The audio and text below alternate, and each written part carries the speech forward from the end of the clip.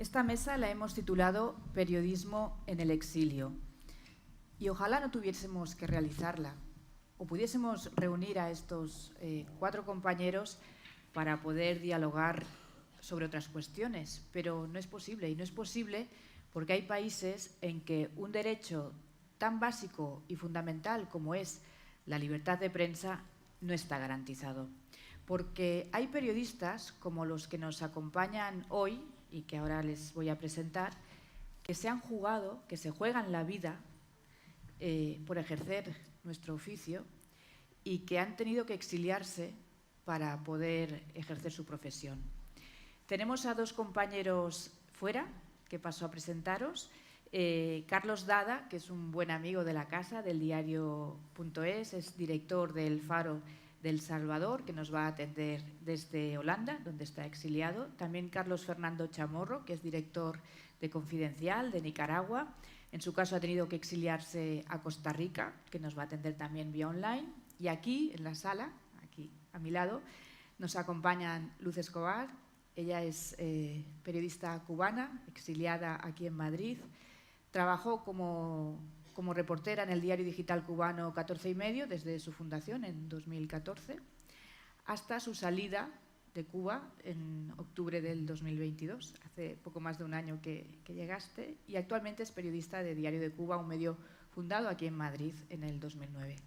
También está con nosotros Ramón Zamora, te agradezco mucho que estés aquí, él es gerente de producto del Periódico de Guatemala, es hijo de Chepe Zamora, el director de este medio, que fue encarcelado hace más de un año lleva en la cárcel, ¿verdad? Hoy cumple 500 días en cárcel.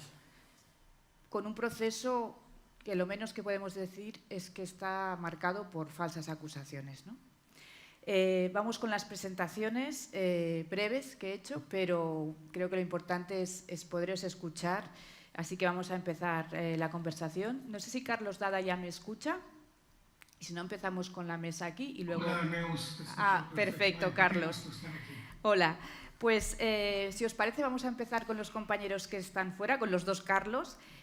Tú, Carlos Dada, has explicado en más de una ocasión que pese a las amenazas, a los seguimientos, al espionaje, que es algo que todos habéis sufrido directamente, habéis seguido haciendo periodismo. Esta es una pregunta que os lanzo a los 4. Empiezo por Carlos Dada, luego por Carlos Chamorro. ¿En qué momento, Carlos, tú ves que para salvar la vida directamente, pero también para salvar los medios, la única manera que tienes es salir del país? Gracias, Neus. Si me das un minuto primero para agradecerte a ti, a Nacho y a todo el equipo del diario la invitación a este importante conversatorio, para saludar también a quienes nos acompañan hoy en este panel. Me siento honrado de estar con ustedes y, por supuesto, acongojado de escuchar a Ramón decir que su padre, a quien yo considero un amigo y a quien tengo mucho aprecio y respeto, cumple hoy 500 días en prisión. Creo que no debemos dejar de insistir en que su prisión es injusta, en que su proceso ha sido viciado y en que José Rubén debe estar en libertad. Neus, contestar a tu pregunta es un poco complicado, porque no solo, más que yo esté en el exilio, el Faro se ha exiliado. Quiero decir con esto, el Faro se ha mudado, ha dejado de ser un periódico salvadoreño para convertirse en un periódico costarricense. ¿Por qué? Porque los acosos del régimen de Nayib Bukele, quien hoy controla todos los poderes del Estado, quien controla todo el Poder Judicial, quien controla la Fiscalía, es decir, que los juicios están por definición totalmente amañados, nos ha montado un acoso y una persecución fiscal, judicial y penal que pone en riesgo de que mañana se haga con el periódico y lo utilice como ya ha hecho con otros medios para difundir su propia propaganda y que nos deje paralizados y nos deje sin el periódico independiente que llevamos 25 años haciendo. Cuando yo asumí nuevamente la dirección del periódico hace 3 años, me propuse como uno de mis principales propósitos salvar el periódico. Este paso de mudarnos a Costa Rica es consecuencia de esa decisión, porque así nos escapamos, digamos, del alcance de Bukele y del sistema que él controla, de podernos paralizar y de erradicar nuestro periódico, como sucedió con el periódico de nuestros colegas llamado El Periódico en Guatemala, que debió cerrar también. Para escapar de esas posibilidades, el primer paso fue mudarnos a Costa Rica. Ahora siguen los otros dos pasos, que es salvar a los periodistas, la mayoría de los cuales siguen en San Salvador, mientras nos preparamos para un exilio en el que terminemos tratando de practicar periodismo en las condiciones en que lo ejerce, por ejemplo, Carlos Fernando Chamorro y nuestros queridos amigos de Confidencial en Nicaragua. Carlos Fernando Chamorro, alguna vez has comentado, no sé si nos está escuchando también, que pese a todo no han podido silenciaros. ¿Cómo se consigue que nos silencien y cómo también es vuestro proceso cuando decidís tenemos que salir? Gracias, un gran saludo al diario.es, a toda la audiencia, a los amigos que nos acompañan, en especial mi solidaridad con Ramón y Chepe Zamora. La dictadura en Nicaragua tiene 16 años en el poder. Los primeros 11 era una dictadura institucional que nos espiaba, nos atacaba, nos bloqueaba acceso a la información, pero podíamos trabajar. La crisis del 18 al 23 ha convertido a la prensa independiente en un blanco de una dictadura totalitaria. Yo me he tenido que exiliar 2 veces y es interesante la distinción. En 2018, después que mi oficina fue asaltada por la policía y se robaron todos los equipos, yo todavía tenía la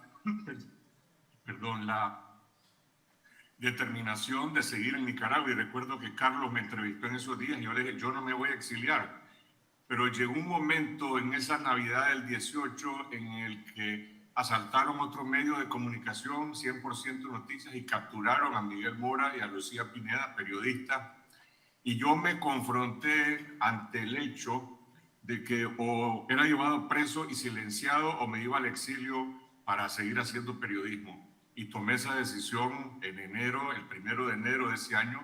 Salí por veredas de Nicaragua con mi esposa y salimos 5 periodistas de la redacción de Confidencial. Nuestra redacción quedó confiscada, nos impusieron la censura en la televisión, pero seguíamos trabajando en línea y nuestro equipo se quedó en Nicaragua. Yo regresé a finales de ese año, seguía la redacción confiscada y regresé a reclamar derechos, a desafiar al régimen, y nos reagrupamos, abrimos otra redacción. Luego vino la pandemia y regresé porque entonces el régimen había dictado una suerte de autoamnistía para ellos, que eran los que habían cometido los crímenes, pero habían sacado a la mayoría de los presos políticos, entre ellos a mis colegas periodistas. Bueno, en 2020 fue la pandemia, en 2021 nuestra segunda redacción fue asaltada otra vez por la policía y nuevamente empezó una redada, la famosa redada de las elecciones de 2021, en que se llevaron presos a los 7 precandidatos presidenciales, líderes políticos, líderes cívicos, empresarios, defensores de derechos humanos y también periodistas. Y yo salí nuevamente al borde de una captura y de una detención a mediados de junio. La diferencia esta segunda vez es que no solamente salí yo, sino que gradualmente tuvo que salir todo el equipo de Confidencial, y hoy toda nuestra redacción está en el exilio, y no solo la de Confidencial, la de la prensa, la de 100% Noticias, la de todos los medios nicaragüenses independientes, porque en Nicaragua hay una criminalización total de la libertad de prensa y la libertad de expresión, sobre lo cual podría ahondar más adelante sobre cómo hacemos periodismo desde el exilio cuando todas nuestras fuentes también están criminalizadas. Sí, luego hablamos un poco cómo es organizar una redacción en el día a día en estas situaciones, en fin, tan complicadas. Luz, antes de entrar, lo hablábamos tú y yo, tú hay un día que dices, no puedo seguir aquí. ¿En qué momento ¿Cuál es el momento, ese día que dices, tenemos, porque en tu caso es tú, también tu familia, tengo que irme? Bueno, ese día se escucha. ¿Se escucha? ¿Sí? Creo que no mucho. No sé si tenemos micro de mano o se puede resolver. Creo que no. No se escucha, ¿no? Mientras lo resolvemos, si quieres, hablamos un momento con Ramón mientras arreglamos lo del micrófono. ¿Sí? Vale, pues ya está, resuelto. Decía Luz, hay un día, Sí. una situación familiar, hasta donde quieras explicarnos, Sí, en que decides, tengo que irme. El asunto es que, a ver, yo empecé a hacer periodismo independiente en el año 2014, en el diario digital 14 y medio. Desde el primer momento en el que esa redacción se organizó, todos los colaboradores de ese periódico sufrieron represión, que consistía básicamente en interrogatorios de la seguridad del Estado en espacios de ellos, no en la sala de tu casa, sino te citaban oficialmente y en espacios policiales te interrogaban para amenazarte con tu familia, para amenazarte con tu seguridad, para amenazarte con la cárcel. Esos interrogatorios se repitieron durante todos los años que yo hice periodismo en Cuba. Fueron 8 años. Pero lo que pasa es que con el paso del tiempo, los interrogatorios no iban solamente contra Luz Escobar, la periodista, sino también contra mis hijas, que son 2 muchachas adolescentes que hasta ese momento no habían tocado. Ese momento llegó en el año 2021, porque amenazaban a mi padre, amenazaban a mi esposo, amenazaban a mis amigos con que si se acercaban a mí podían tener problemas en sus trabajos, me amenazaban a mí con la cárcel y a mí realmente me parecía un precio a pagar por la libertad de expresión, la cárcel me parecía un precio justo a pagar, pero lo que sí no me parecía un precio justo a pagar era la cárcel de mis hijas, que eran 2 muchachas inocentes. Entonces, en el 2021, ellos empezaron a citarme a una oficina del Ministerio del Interior que se llama la Atención a Menores, y ahí fue donde me dijeron que mi hija Isabel, que en aquel entonces tenía 14 años, faltaban 2 años para que cumpliera 16,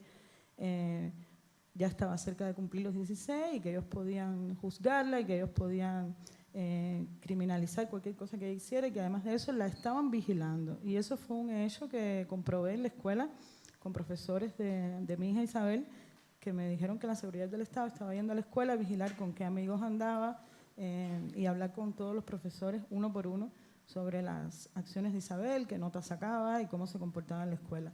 Eso para mí fue no la gota que llenó la copa, sino el punto de giro de no me voy de Cuba, me quedo reportando aquí, me voy al exilio. Sí hay otros elementos, como por ejemplo la gran crisis que hay en Cuba ahora mismo, que después hablaremos de eso si hay oportunidad, porque es lo que está llenando la plana de todos los diarios independientes de Cuba, la gran crisis humanitaria que lo abarca todo.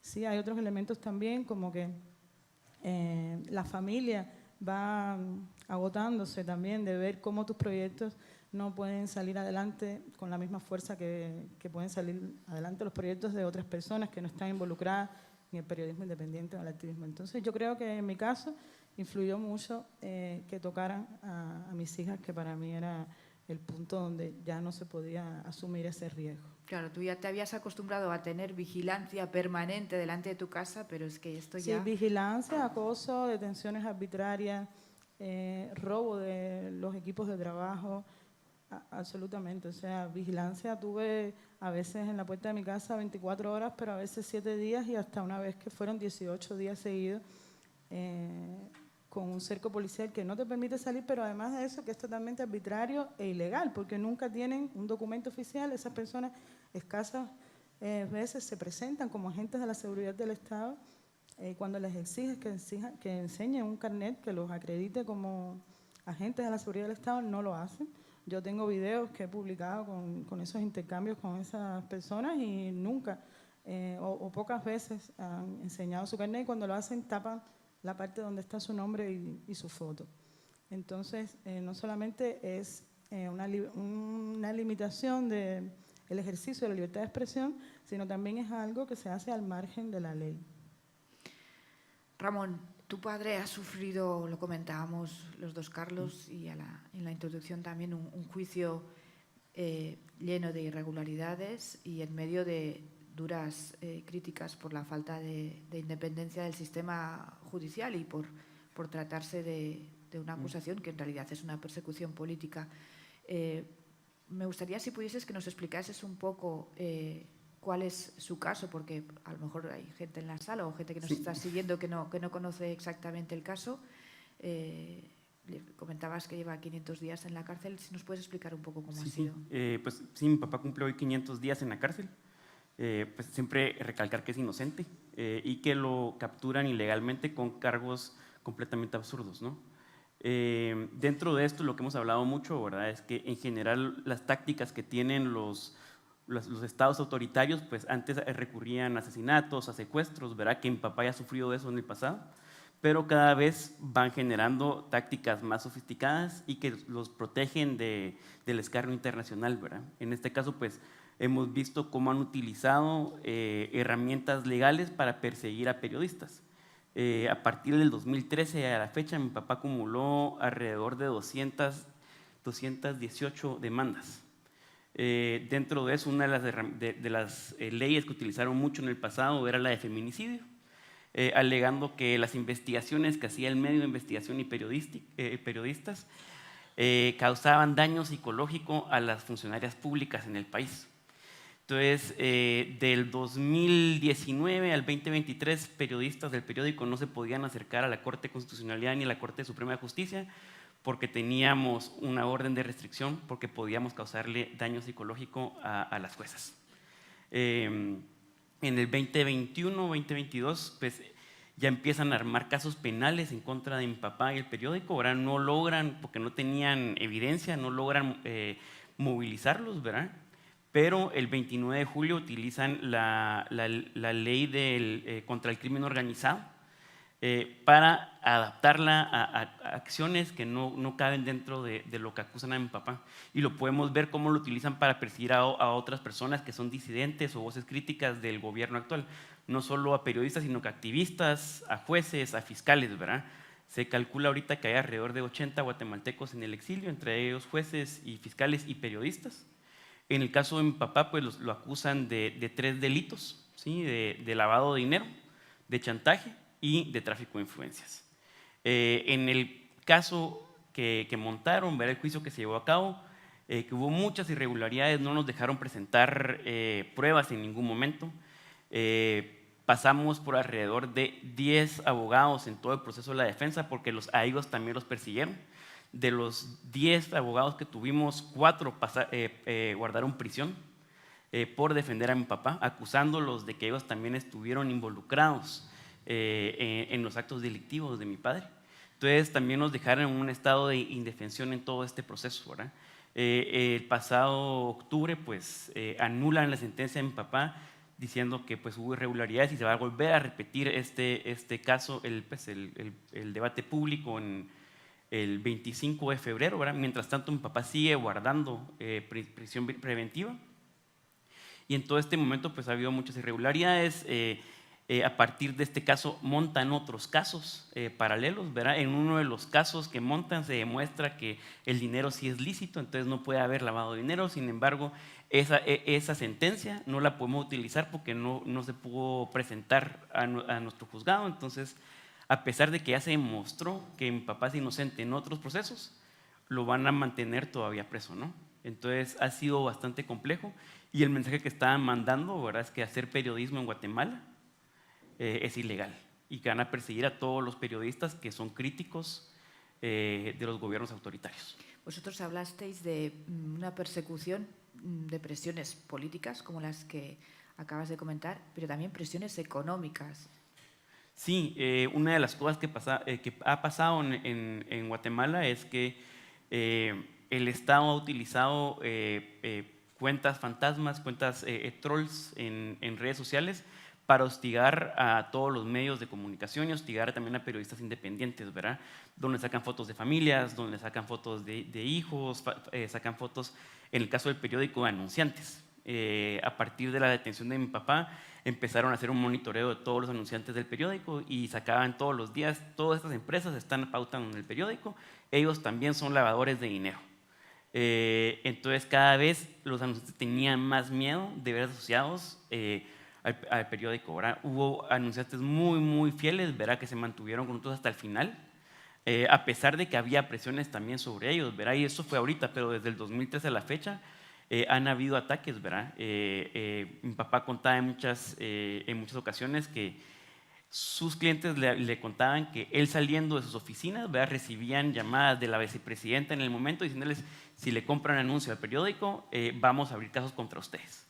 La vicepresidenta llamaba directamente. Sí, directamente. Eso fue como en el 2013-2015. Entonces, todas estas acciones, ¿verdad?, cada vez ponían más presiones a los anunciantes y a nuestra sostenibilidad.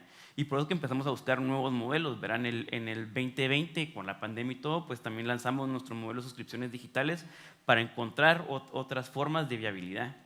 Sin embargo, dentro de todas estas presiones costaba mucho mantener el periódico a flote, ¿no? Claro, vosotros decíais, un comunicado que sacasteis en ese momento, de cómo de ardua estaba siendo lo que definíais como la resistencia y la lucha, ¿no? ¿Cómo fue esa resistencia todo el tiempo que duró?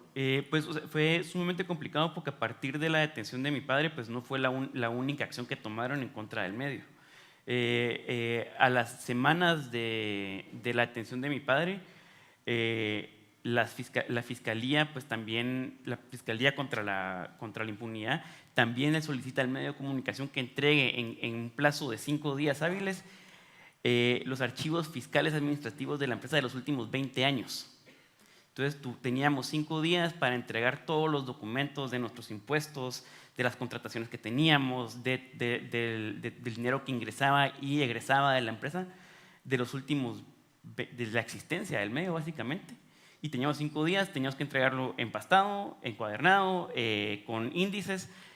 Y si no lo hacíamos, decían que las personas que estaban encargados de la administración iban a cometer obstrucción de justicia.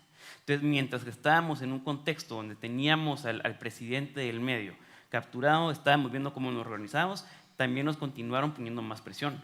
Y al mismo tiempo seguían anunciando la persecución de otros periodistas en nuestra redacción. En los meses de agosto y noviembre, 3 periodistas tuvieron que salir al exilio porque los estaban nombrando, que los estaban vinculando a otros casos con fiscales que ya estaban en el exilio. En febrero de este año abren un caso penal contra 6 de nuestros periodistas y otros 3 columnistas, acusándolos de obstrucción de justicia, pero también de obstrucción de justicia porque sacaron notas cubriendo el caso de mi papá, diciendo que eran parte de una organización criminal que estaba tratando de amenazar a los fiscales que estaban tratando de descubrir la verdad en el caso de mi padre. Entonces, a partir de eso, también estos 9 periodistas del periódico tienen que salir del país en función de que también los estaban persiguiendo. Entonces, fueron presiones económicas, fiscales y también políticas y judiciales. Por informar. Por informar. Vamos a conectar con los dos Carlos para formular una pregunta que luego te traslado también a ti, Luz, y es, lo comentábamos al principio, las dificultades de organizar una redacción, de cómo informar de lo que está pasando. En algunos casos, Dada nos comentaba que todavía hay periodistas en el país, otros no, otros han salido ya todos. Entonces, ¿cómo habéis solventado estas dificultades? ¿Cómo se organiza el día a día? Y luego me gustaría preguntaros si hay temas que ya sabéis que no podéis tocar, en fin, que es cuando os jugáis más la vida o está en riesgo la de los periodistas que todavía quedan en el país. No sé si empieza Chamorro, que lo veo aquí en la pantalla. No te oímos. A ver. Perdón. Ahora. Quizás lo primero en nuestro caso específico sería explicar que el periodismo en el exilio ya no es una condición de emergencia, es una condición permanente. Y en esta situación, pues nosotros tenemos ya varios años. Esa permanencia demanda un primer gran reto, bueno, aparte de la sobrevivencia del del equipo humano, del desarraigo del país, que es fundamental, hay un reto de sostenibilidad económica, porque igual que estaba contando Ramón, nuestros anunciantes también fueron criminalizados y por lo tanto el modelo de sobrevivencia, de sostenibilidad económica tiene que adaptarse a la relación con agencias donantes de periodismo, que existe pero es incierto, a la relación con nuestras audiencias y los donantes y miembros de nuestras audiencias y al esfuerzo de monetización. Y los costos son más altos de operar en un país como Costa Rica para nosotros que en cualquier lado. Carlos, y entonces, ¿cómo os financiáis? Ahora que comentabas esto. Bueno, en esa combinación de esos tres factores que he mencionado, una relación con donantes, agencias privadas y algunas públicas, pero principalmente privadas que apoyan el periodismo independiente, la relación con nuestras propias audiencias, donantes individuales y miembros que forman parte de nuestro programa de membresía, y también la monetización del canal de YouTube de Confidencial, del sitio web y algunos pocos anunciantes, pero dependemos más altamente en las donaciones institucionales. El segundo gran desafío es el tema de la seguridad, el de la seguridad de las comunicaciones para poder preservar las pocas fuentes que quedan en el país. Todas son anónimas. Nosotros no podemos citar a una sola persona en Nicaragua, sea un sacerdote, sea un juez, sea un abogado, sea un político. No existen. Todas son atribuciones anónimas y eso implica primero un triple esfuerzo de corroborar información cuando solo trabajamos con fuentes anónimas y en segundo lugar convencerlos, cultivarlos, darles la seguridad de que esas comunicaciones no están siendo espiadas o interferidas y controladas por el Estado para que ellos puedan brindar información, preservar la seguridad digital, preservar la seguridad de Internet. Y por el otro lado hay un desafío también de hacer periodismo de calidad, de innovar, de no sumergirnos en la burbuja del exilio y de cubrir Nicaragua. Y mejor lo digo con un ejemplo. Si ustedes entran en este momento a la página de Confidencial, hay diferentes tipos de noticias sobre el presupuesto del 2024 y la barrida de 900 funcionarios que se produjo en el Poder Judicial. Y hay una nota sobre los trabajadores públicos, sobre los servidores públicos, que dice: nos controlan todo lo que decimos en redes sociales. Les han prohibido hablar de Cheney Palacios, la Miss Universo, y celebrar a Miss Universo, y han despedido funcionarios incluso por publicar memes. Bueno, esos son trabajadores activos que están dentro del gobierno y que todavía se puede indagar con ellos cómo se está viendo la crisis por dentro en Nicaragua. Y ese es el principal desafío del día a día. Cómo mantener nuestros ojos y oídos en Nicaragua. Sí, monitoreamos redes sociales, hacemos una gran curaduría de eso, pero sobre todo tenemos que preservar fuentes que nos cuenten cómo se vive esa crisis, cómo se generan esas olas migratorias de nicaragüenses que siguen saliendo del país y sobre todo cómo la corrupción y el desgaste interno por la vigilancia y el espionaje del régimen está desgastando sus propias bases de sustentación. Carlos Dada, ¿vosotros cómo lo tenéis organizado? Porque vosotros todavía tenéis periodistas allí. Sí, nosotros estamos, a diferencia de lo que hablaba Carlos Fernando, nosotros estamos aún en una etapa de transición hacia el estadio en el que se encuentra Carlos Fernando. El presidente Bukele ha pedido licencia para ausentarse de la presidencia y lanzar su campaña presidencial con miras a la reelección, que es inconstitucional, dicho sea de paso, pero que es ya casi dada como un hecho que será en febrero próximo. Y de ahí su consolidación del régimen autoritario convertido en dictadura, pues pronostica para nosotros una situación similar a la que describía Carlos Fernando. Pero ya estamos nosotros atravesando varios de los problemas que han comentado tanto Chamorro como Zamora. También desde el gobierno, el presidente mismo amenazó a nuestros anunciantes y se cayeron todas las campañas en el Faro. Es decir, todos esos ingresos comerciales que tenía el periódico desaparecieron de la noche a la mañana. Y efectivamente hemos tenido que hacer una gran labor para sustituir ese enorme golpe, digamos, a nuestro funcionamiento, y que no puede ser solo por la vía de nuestros lectores. Neus, yo lo he conversado más de alguna vez con Nacho Escolar, que sé que anda por ahí, aprovecho y le mando un gran saludo, de la envidia que nos da a nosotros el programa de socios que tienen ustedes. Nosotros lamentablemente venimos de sociedades que no tienen ese poder adquisitivo y que por tanto solo con el acompañamiento de nuestros lectores sería muy difícil mantener nuestras operaciones. Tú preguntabas algo al principio que me parece importante. Cuando uno se enfrenta a dictaduras o a regímenes autoritarios, como es el caso ya en casi toda Centroamérica ahorita, ¿dónde están los límites? ¿Qué noticias no se pueden tocar? Y me parece una pregunta muy pertinente.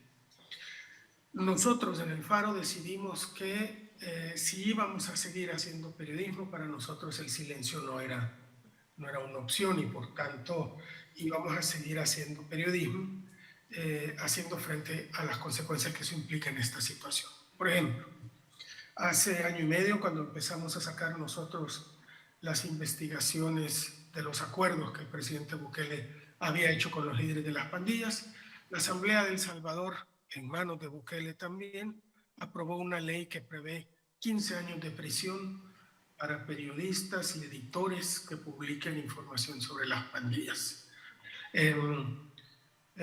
Era evidente cuál era la intención de esta ley, que además era lo suficientemente ambigua como para dejar en manos de cualquier juez resolver si había o no la comisión de un delito así de ambiguo, que causara zozobra en la población. Y decidimos que nuestra misión como periodistas, que nuestra obligación era seguir informando a la ciudadanía sobre esto, que si dejábamos de hacerlo perdía sentido lo que hacíamos. Empezamos a buscar mecanismos para poder seguir publicando, aún conociendo los riesgos. Los mecanismos eran muy sencillos. Antes de publicar una de estas notas, sacábamos a los periodistas a cargo del país, mientras se calmaba un poco, previendo o adelantándonos a posibles demandas del Estado. Pero no dejamos de publicar, y hasta ahora mantenemos nuestra decisión de seguir publicando, sea cual sea el costo, porque esa es nuestra obligación. Pero cada vez la situación evidentemente se va enrareciendo a medida que se va consolidando el poder de un dictador. Carlos Fernando hacía mención de algo que a mí me parece importantísimo, y es: los que están en riesgo no somos solo nosotros, sino y sobre todo nuestras fuentes que permanecen en el país y que muchas de ellas ocupan alguna plaza laboral en el gobierno. Dependemos muchísimo de mantener la confianza con esas fuentes para poder seguir obteniendo información de los asuntos públicos, porque los regímenes han cerrado todo acceso a información pública. Las cosas que los ciudadanos deberíamos saber, por decreto ya no las podemos conocer. Entonces dependemos de muchas filtraciones para tener acceso a esa información. Cuando hace año y medio nosotros publicamos que 22 de los 30 miembros del Faro habíamos detectado Pegasus en nuestros teléfonos, las fuentes desaparecieron evidentemente al siguiente día, porque lo que está en juego para las fuentes es muy grande, ¿no? Cuando tú revelas que hay alguien que no debería estar escuchando, que está escuchando nuestras conversaciones y que sabe quiénes nos están dando información, eso es un escándalo en términos de manejo de fuentes. Hemos tenido que recrear todo un sistema nuevo de comunicación con las fuentes y además ir restableciendo relaciones de confianza que se destruyeron en un minuto después de que llevaban años establecidas. Pero afortunadamente, Neus, hasta hoy, a pesar de que es cada día mucho más difícil hacer investigaciones periodísticas, hasta hoy no hemos dejado de hacerlas. Hemos seguido sacando investigaciones que apuntan a escandalosos casos de corrupción en el gobierno, que apuntan a los acuerdos con el crimen organizado, que apuntan a todo el andamiaje detrás de los actos inconstitucionales del régimen. Luz, a la dificultad de acceder a las fuentes se suma la dificultad de llegar a los lectores. En vuestro caso estáis escribiendo desde aquí, pero informando de lo que está pasando en Cuba Y a lo mejor, lo comentábamos antes, la dificultad también es que os puedan leer. ¿Cómo lo tenéis organizado? Sí, a diferencia de otros países, la dictadura de Cuba tiene más de 60 años. Entonces, desde el momento en el que tú decides hacer periodismo, ya sabes que vas a ser una persona vigilada por el gobierno, sabes que vas a ser una persona, ni siquiera tienen que instalarte un Pegasus en tu teléfono porque la seguridad del Estado escucha todas tus conversaciones, porque el monopolio de las telecomunicaciones la tiene Texas, que es propiedad del Estado. Entonces, cuando das ese paso de hacer periodismo independiente, ya sabes que estás marcado por la vigilancia del poder del Estado. No estamos hablando de mafias organizadas ni de partidos políticos, es el poder del Estado. Entonces, obviamente, estos diarios, que no le conviene para nada al poder porque informan sobre la realidad que ellos quieren ocultar, están todos bloqueados en los servidores de la isla, que como te digo, el monopolio lo tiene el No Estado. necesitan Pegasus ellos, Exacto, ¿no? absolutamente. Pero además no necesitan ni una orden judicial. O sea, eso en Cuba ni siquiera sería un escándalo. Todo el mundo sabe, incluso ponen por la televisión conversaciones telefónicas de nosotros los periodistas, de nuestro chat con colegas cuando organizamos determinada acción de activismo o cuando organizamos coberturas a sucesos que ocurren dentro de Cuba. Entonces, ya te digo, cuando das ese paso estás muy consciente de a dónde estás llegando. No es que haces periodismo y de pronto te persiguen. No, eso es algo muy consciente que tiene todo periodista independiente. Entonces, las redacciones, por supuesto, dentro de Cuba se organizan sobre esa base, ¿no? Cuando tú sales a la calle, te proteges para evitar que si hay un arresto y te confisquen el teléfono, te roban información. Cuando sales a la calle también no sales con tu computadora. Hay unos códigos con la redacción por si te detienen, sepan que estás detenida y puedan denunciarlo en las redes sociales, como ha pasado en mi caso en varias veces y en el caso de muchísimos colegas que hoy también están en el exilio. Yo tardé en exiliarme, por tanto pude ver cómo las personas que se fueron antes que yo hicieron sus carreras y eso también me dio un poco de fuerza, ¿no? Y lo que yo he visto en las diferentes redacciones en las que he podido trabajar es que hacen una comunidad de lectores más allá del diario. En las redes sociales, en sus canales de YouTube, hacen resúmenes de PDF, por ejemplo, en el caso de 14 y medio, hace un resumen PDF semanal que manda por correo, hacen boletines, en el caso de Diario de Cuba lo hacen también, hacen un boletín que mandan y además de eso cultivan mucho las redes sociales y por ahí los cubanos se informan muchísimo, por ejemplo en Facebook es una plataforma que los cubanos han encontrado no solamente consumir información, sino poner ahí las denuncias. Muchísimas de las noticias que nosotros hemos dado ha sido gracias a una alerta que hemos visto en redes sociales. Por supuesto, toca después contactar a la fuente para que te brinde información más detallada, para que te confirme lo que ha publicado y que no se convierta la nota periodística en un resumen de un post de Facebook, sino una nota periodística con todos los estándares que lleva, pero obviamente es un primer paso en una sociedad donde no puedes llegar a la fuente directamente. Yo recuerdo una vez que en el 2015, cuando empezaban a florecer todos los negocios privados, entrevisté a un panadero que acababa de abrir su panadería, publicamos la nota y era una nota súper positiva de una cosa que estaba ocurriendo y que estaba beneficiando a la comunidad, que ya no estaba comiendo el pan malo que dan por el mercado racionado, sino un pan bueno, hecho con ganas. Y sencillamente al otro día la seguridad del Estado fue a verlo, que por qué le había dado testimonio a una periodista independiente. Entonces, por eso hay fuentes anónimas, por eso trabajamos de la manera en que trabajamos y muchísimas veces somos criticados por eso, pero toca un doble trabajo, porque claro, cuando tienes una fuente anónima tienes que buscar terceras fuentes, cuartas fuentes, tienes que monitorear muchísimo más y el trabajo se hace mucho más complicado, pero por suerte tenemos estos otros caminos a través de las redes sociales y de estos boletines que también nos hacen llegar a la comunidad. Y ahí están los números, o sea, crece. O sea, la gente tiene mucho deseo de informar y de informarse, porque muchas veces esa misma comunidad de lectores te da alertas de un edificio que se derrumbó, de una familia que está en una situación de riesgo. Y así nos vamos retroalimentando a pesar de la censura y a pesar de la represión.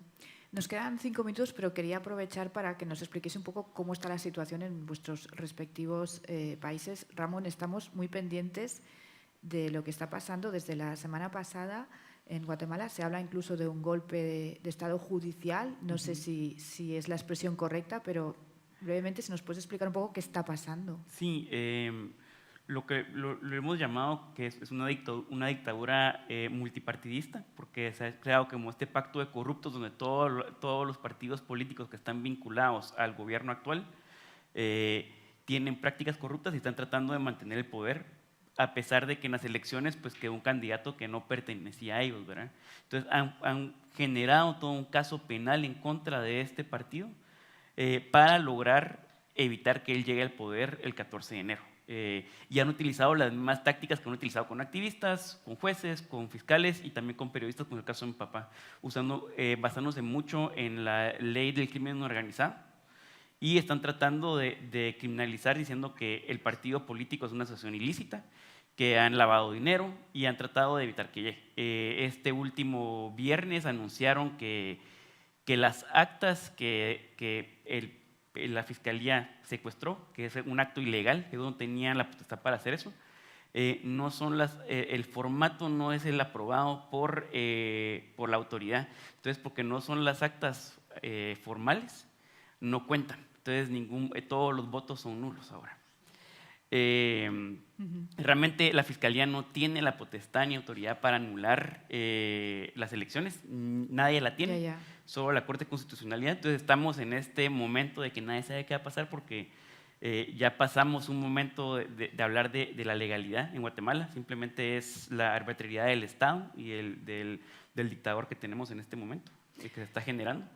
Entonces estamos muy a la espera de qué está sucediendo, ¿verdad? La presión de la comunidad internacional ha sido sumamente importante, ¿verdad?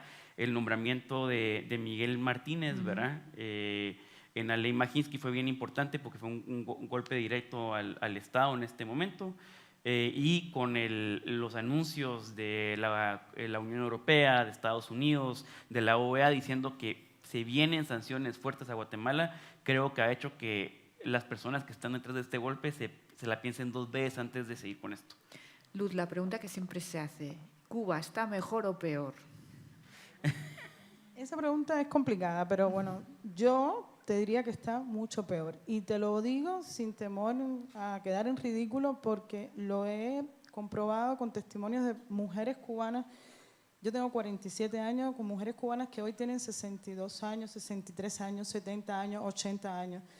En el periodo especial, que es lo que se ha denominado la peor parte de la crisis de los últimos, no sé, 70 años en Cuba, yo tenía 12 años, por tanto no tenía responsabilidades, por eso a veces me cuesta un poco darle veracidad a esa sensación con la que yo salí de Cuba de que estamos peor que en el periodo especial. Pero cuando yo confirmo con que esa frase se repite de boca de madres que tuvieron que alimentar a hijos en el periodo especial y que todavía mantienen esa afirmación al sol de hoy, puedo repetirla con firmeza y, o sea, la crisis es total, abarca todos los sectores, incluso de los cuales se sentía orgulloso Cuba con sus deficiencias, pero se sentía orgulloso que, por supuesto, estamos hablando de la salud y la educación, que hoy en Cuba están en total crisis. En Cuba tampoco hay seguridad en las calles hoy y además de eso, la crisis alimentaria está en un punto en el que las personas tienen que dedicar todos sus ingresos a comer y así todo pasan hambre. Entonces, es una crisis total. No te puedo decir otro resumen que no sea creo que ese. la frase de pasan hambre es una descripción cruda y seguramente real, ¿no? Carlos Dada, ¿cada vez peor o hay motivos para la esperanza? Mira, a ver si querés te describo primero rápidamente el panorama. Neus, estamos ante un presidente muy popular, el político más popular de toda América Latina en estos momentos, con por encima de 80% de aprobación popular, según las últimas encuestas, a pesar de llevar ya 4 años y medio en el poder. O sea, su popularidad es altísima, ha logrado desmantelar toda oposición política y toda institucionalidad democrática. Hoy Bukele controla absolutamente todo el Estado, incluyendo al ejército, a la policía, a la fiscalía, a todo el circuito de jueces, a la Corte Suprema de Justicia, a la Asamblea Legislativa y todo el Ejecutivo. El Estado está hoy a expensas de su voluntad.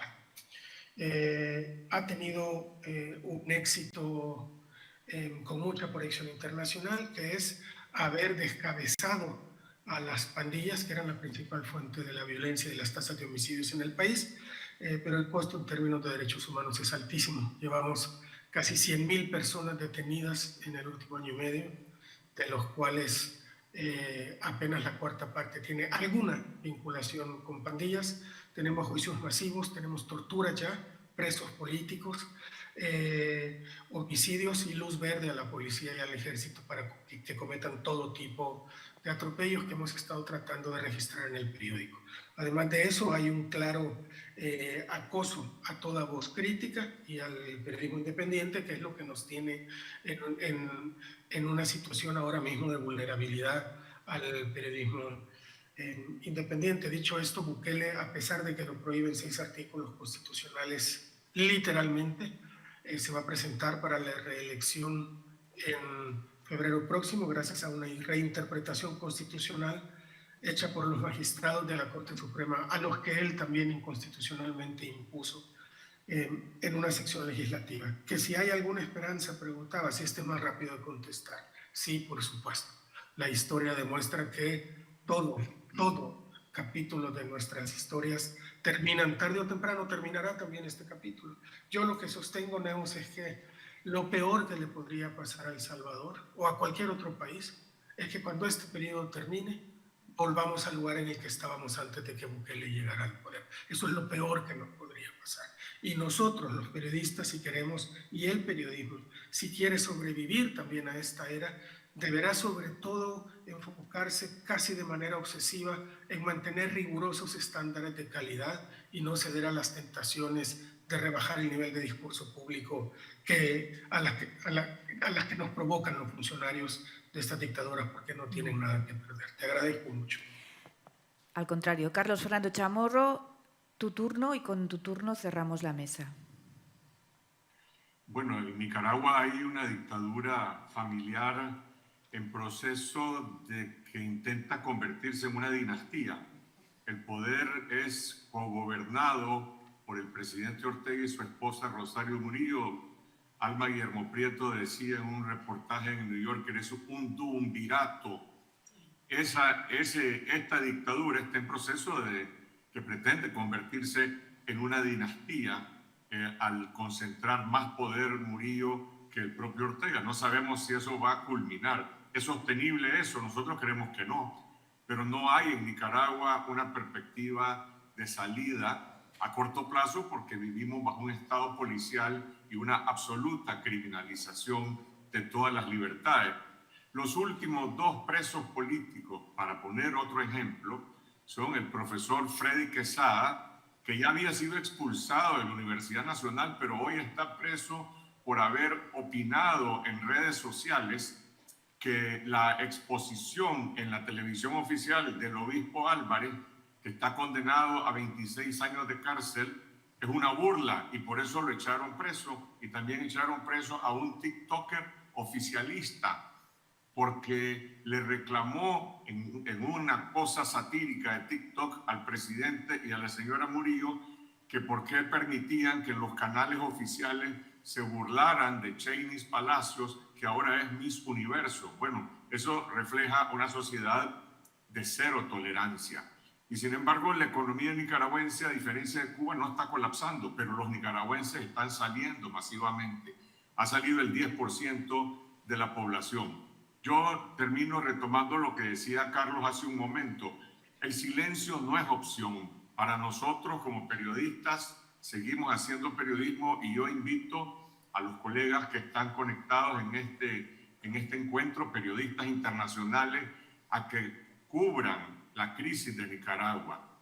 Se puede hacer periodismo de incógnito. Los últimos 3 que lo han hecho son Otoniel Martínez de TV Azteca de México, Eider Peralta de National Public Radio y también la periodista australiana Prue Warner. Entraron por distintas vías, no se reportan como periodistas porque en Nicaragua no hay un solo corresponsal extranjero, pero hay una historia que cubrir, una historia de resistencia, una historia de mucho dolor y también una historia de esperanza, pero hay que escarbar debajo de la normalidad de esa dictadura la verdadera historia de lo que está ocurriendo en Nicaragua. Pues muchísimas gracias a los 4. Si el periodismo siempre es necesario, en vuestro caso es imprescindible. Por lo tanto, gracias por ejercerlo. Gracias.